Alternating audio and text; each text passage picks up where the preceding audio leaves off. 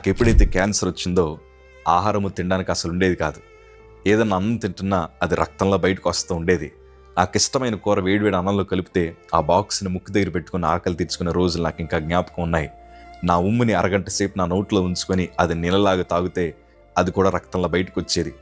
ఎవ్వరూ నాకు ఆహారం పెట్టేవారు కాదు. మా తల్లిగారిని అడిగాను, అమ్మ నాకు చాలా విపరీతమైన ఆకలేస్తుంది అని. అంటే మా తల్లి అన్నారు కదా, నువ్వు ప్రభుని అడిగేయ్యా, ప్రభువే నిన్ను పోషిస్తాడు. ఈ మాట కొంచెం వినడానికి విడ్డూరంగా అనిపించిన వాస్తవానికి అది నిజం.